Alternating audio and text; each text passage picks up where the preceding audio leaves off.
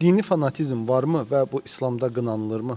Əlbəttə ki, fanatizm var. Lakin fanatizm nədir burada? Fanatizm yəni ifrata vurmaq. Peyğəmbər sallallahu əleyhi və səlləmdən qabaq olan digər peyğəmbərlərin davamçıları ifrata vardılar. Ona görə Allah Subhanahu taala Qurani-Kərimdə deyir ki: "Ya əhləl kitab, la təğlu fi dinikum." Ey kitab əhli, yəni yəhudilərə və xristianlara xitab edir Allah Taala. Deyir ki, dində ifrata varmayın. Necə dində ifrata vardılar onlar? Məsələn, özlərinə qadağan elədilər evlənməyi, keşişlər. Dedilər ki, heç vaxt evlənməyəcək. Ona görə Allah Taala Qurani-Kərimdə deyir ki: "Və rahbaniyatan ibtədauha." Rahibliyi onlar özlərindən çıxartdılar. Allah deyir ki, "Mə kətəbnə aleyhim."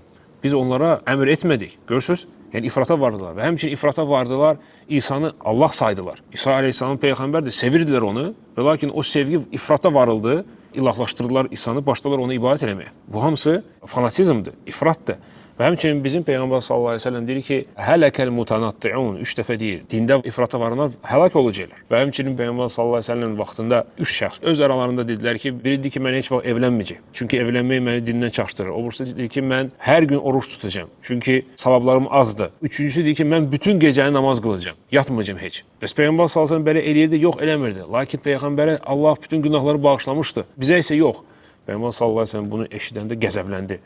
Nə dedi? Dedi ki, "Mən rəğibə an sünnəti fəleysə minni." Deyir, mənim sünnətimdən, mənim yolumdan kim çıxsa məndən deyil. Onu görsədir ki, dində ifrat, fanatizm Peyğəmbərə müxalifdir, İslama müxalifdir. Ona görə Allah Teala Quran-Kərimdə deyir ki, "Və kəzəlikə cəalnakum ummeten vasata."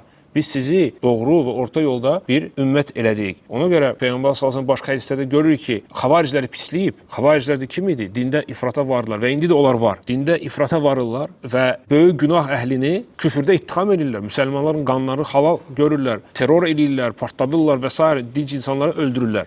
Nəyə görə? Çünki ifrata vardılar dində. Ona görə Peyğəmbər sallallahu əleyhi və səlləm neçə dənə hədislərdə onları pisləyib, cəhənnəmin köpəkləri adlandırıb və s.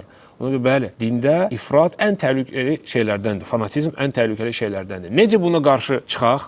Necə fanatizmə düşmək, ifrata düşmək? Yalnız elmlə. Fikir versəniz, bütün bu problemlər hamısı elmsizlikdir. Elmi olsaydı bilərdi ki, bunu eləmək olmaz. Bu ifratdır dində. Ondan çəkinərdi.